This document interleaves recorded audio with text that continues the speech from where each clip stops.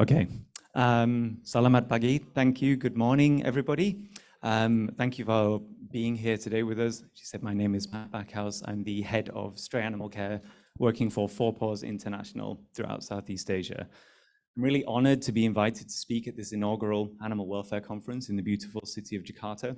And I hope this is the first of many opportunities to work together and improve the lives of both people and animals across Indonesia. I'm grateful to our partners at JAN for their hard work and effort to coordinate this event, to our colleagues from the Hasanuddin University for their enthusiasm and foresight to include animal welfare and shelter medicine in their elective curriculums, to our hosts at the beautiful Grand Mahakan Hotel, I hope I said that right, for such a wonderful location for all of us to meet here today, and of course all the attendees, honored guests, experts and professionals who are with us today. Really thank you. And last but not least, thank you to our online attendees, wherever you are around the world. Thank you for your time and attention today. And I'm looking forward to taking questions and comments throughout the day. So with that said, I'm going to talk a little bit today about animal welfare, the concepts of One Health and One Welfare, and why we believe these issues are fundamental for the health and well-being of human and animal populations across the world. I'll talk a little bit about PAWS, our history and our work in the region, and then talk about these subjects in a little more detail. So next slide, please. Okay, so PAWS is a global animal welfare organization. It was founded in 1988 by Heli Dungler, who's sadly no longer with us, but now continues to work in 15 countries with our headquarters in Vienna, Austria. In those 15 countries, 11 of those we have sanctuaries for rescued animals, and we run programs on farm animals, wild animals, companion animals. We do disaster preparedness and disaster response, and we also focus our attention now on emerging pandemics and the climate crisis. PAWS wants to see a world where animals are treated with respect, empathy, and understanding, and we recognize that animal health and welfare is intrinsically linked to human health and welfare, and that our treatment of animals directly influences and affects the world around us. This, in essence, is the One Health concept, and I'm going to talk a little bit more about that shortly. Next slide, please. Okay. I think my beard is crackling on the microphone. Okay. So I'm just going to explain a little bit about the stray animal care partnership program that we run in Southeast Asia. So we have 7 partners in 5 countries, 3 of those partners here in Indonesia, Jakarta Animal Aid Network, Purnatura in Balikpapan, and Bali Animal Welfare on Bali. What we do there is we work to build capacity and support local groups to develop and enhance their already existing programs to make them more sustainable and more impactful. We work with multiple stakeholders to ensure that our projects are able to realize their maximum potential. And this, I believe, is the key to future success, working together for good. So as I say, we work mostly with companion animals in a variety of different ways. We work with communities to humanely manage dog and cat populations and implement robust and effective rabies control programs. We develop educational programs, such as the animalwelfare.id platform, which we're going to be talking about a lot today with our friends at JAN. We work to improve the lives of animals in shelters and to reduce populations by promoting and encouraging adoption culture, responsible pet ownership, and actually trying to reduce the number of animals in shelters in more humane and sustainable ways. So what has this all got to do with One Health? Well, everything. Next slide, please. Good. Okay. So the One Health approach basically is the concept that I think has been understood by people for more than a century, and I would argue longer than that. And the principle is that the human, animal, and environmental health are interdependent, and they are bound to the health of the ecosystems in which they exist. Now, the concept of One Health is recognized by leading scientific authorities as being fundamental to the health and success of our global community, with organizations like the United Nations, FAO, World Health Organization, the World Organization for Animal Health, agreeing that this critical control of priority zoonotic diseases such as rabies, avian flu, Ebola, and other and issues that are now coming to the front, such as antimicrobial resistance, food safety, climate change, and biodiversity, all are considered within a One Health approach. Simply put, it's the idea that we're all connected and that with the dwindling resources we have on this one precious planet that we all share, for too long we've operated in silos of expertise which have failed to acknowledge these problems in a holistic and inclusive viewpoint. Next slide, please.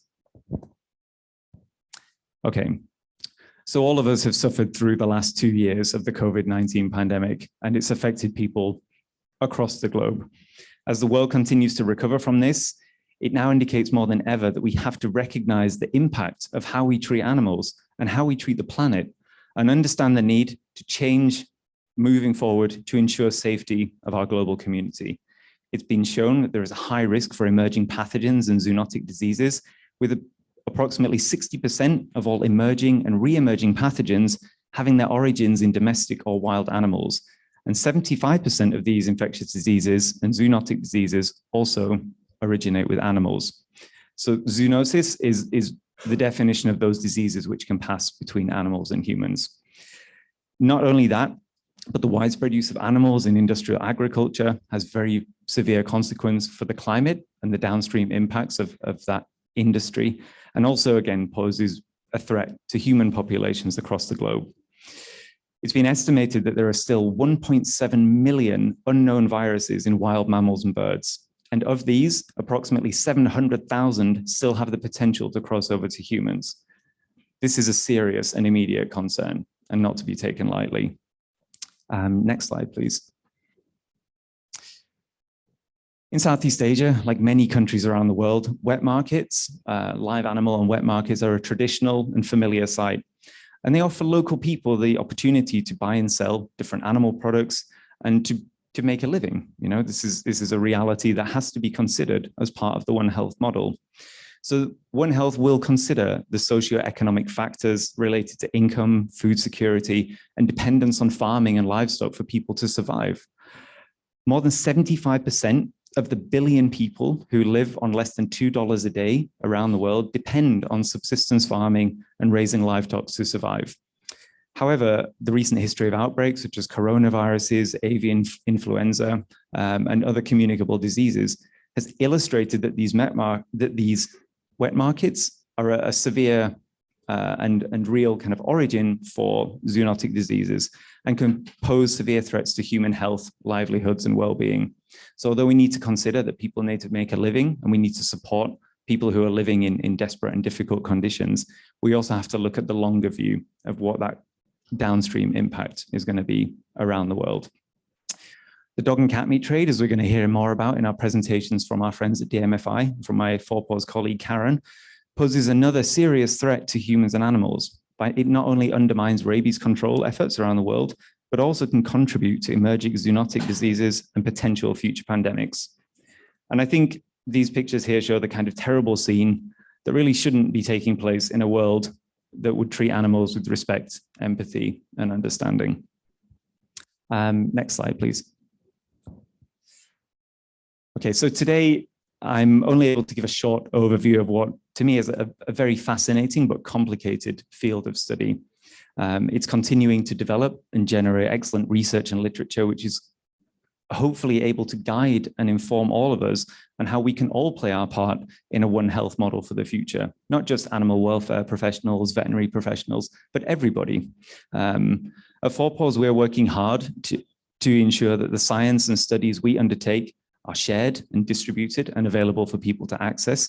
And we also work with other organizations, and this is why we're here today, because we want to collaborate, exchange information, exchange learning, so that we can all work together towards this common goal. With that said, and sorry, I should add as well that the reports that you're seeing on the screen here, we're going to make available to share our resources at the end of this presentation.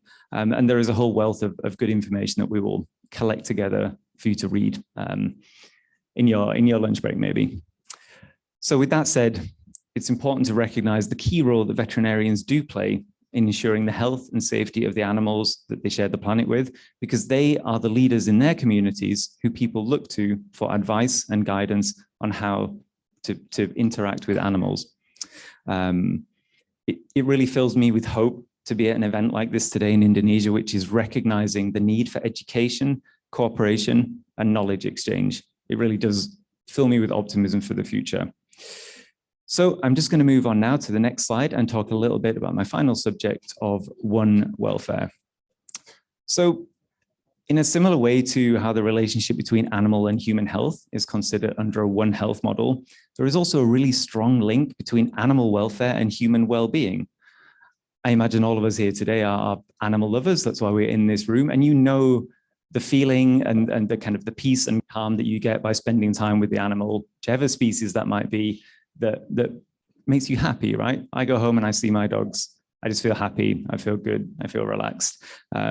This is in essence kind of what One welfare is speaking to. So whereas animal welfare, as you can see on the quote at the top from the American Vet Medical Association, animal welfare is a characteristic which is inherent to the animal. So it's the condition of that animal and its state of being. Whereas One welfare is more about this interconnection and the relationship between animal health and human health and well-being. So One welfare is quite a new term. It's an emerging field of study, and it looks at these issues from a wider kind of global holistic perspective. So as I mentioned, it's not only referring to animal welfare, also human welfare, societal mental health, the good of communities where people interact with animals, as well as the environment, conservation, and biodiversity. So the One welfare movement acknowledges that health is a significant component of good welfare, and that good and optimal health includes well-being as a shared goal. Next slide, please. So One welfare is taking the One Health concepts and ideas and it's applying them to welfare and environmental issues. This is where I believe that veterinarians and animal welfare professionals should be leading advocates of these principles and of animal welfare, whether that's relating to companionship, food production, medical research, however humans and animals interact in the world. We need to be aware of those interactions between humans and animals and the impact that we have on each other and on the environment around us. For example, there's evidence that better animal welfare for farmed animals results in improved food safety because stressed animals that are transported and put through severe stress before slaughter have been shown to release more pathogens such as E. coli and Salmonella, which also then results in cross-contamination and ultimately ends up in the people, the humans who are consuming those animal products. Another example, which is more specific to my field, would be that of communities that live with companion animals, dogs and cats in this instance, in their communities. So when a government or a local authority implements culling as a method of rabies control or population management, research into that has shown that the outcome of these culling campaigns was determined not just to only be ineffective, counterproductive, and not cost effective. It's usually met with strong opposition from local communities who view it as being at odds with their community values. So instead of doing that, we need to work together with communities. We need to talk to pet owners. We need to talk to people in communities to implement comprehensive cooperative programs that will have a higher acceptance level from those communities and will ultimately have a more positive impact for humans and animals. This is really about considering how we work holistically and in cooperation with everybody rather than doing something that looks on paper to be correct, but in reality just doesn't work. Other examples, where we work cooperatively with animals, we can look at animal-assisted therapy. PAWS runs a really excellent program in Eastern Europe where we have dogs that have been rescued and rehabilitated who then become therapy animals to support children and young adults with learning difficulties and behavioral problems, and they're there to support and help as a therapeutic animal. We cooperate with a group in Cambodia who use working dogs to sniff out and detect unexploded landmines, which has been a devastating problem for the people of Cambodia. And still to this day, in 2022, people still can't walk safely through the fields around their homes for fear of these unexploded devices.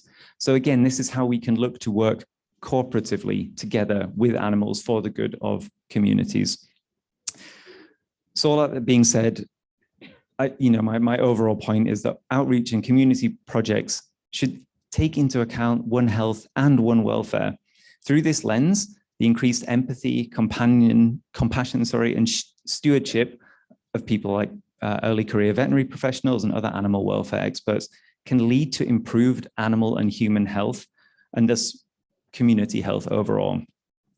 A final example that I want to make, just to back to my previous slide on wet markets and the dog and cat meat trade, to be specific.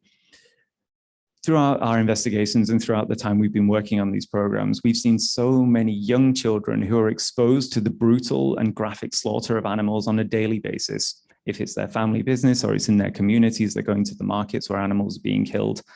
And it's been proven that children are more likely to develop experience traumatic responses to these kind of situations, and potentially develop an immunity or become desensitized to violence as they develop into adulthood. There's also been multiple studies and lots of research in the US which shows a direct correlation between levels of domestic abuse and violence in communities, including violent crimes, crime against women and children, and their proximity to large slaughterhouse facilities. I mean, it makes sense, if somebody is killing animals day in, day out, they're going to become immune to this kind of violence. But that carries forward, that generational trauma is inherited, and it in turn makes a more desensitized and less compassionate society for all of us. So we believe that teaching compassion, kindness, and empathy is undoubtedly going to have more positive outcomes for communities across the world than seeing violence and death on a daily basis.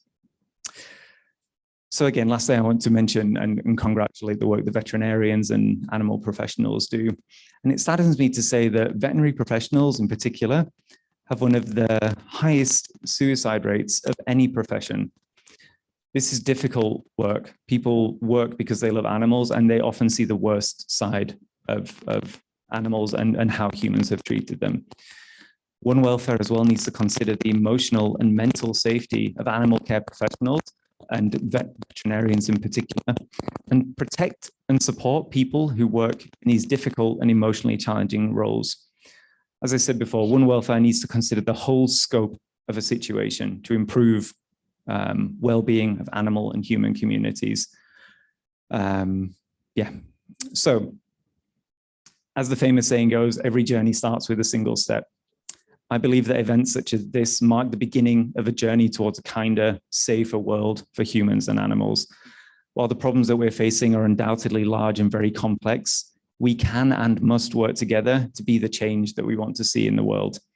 By learning and integrating these One Health and One Welfare models into our systems and education for the future, such as the programs through universities and the education that's targeted to children and young people as they grow and develop into the adults of the future, we can improve the health and well-being of people, animals, and the planet, the one planet that we all live on together.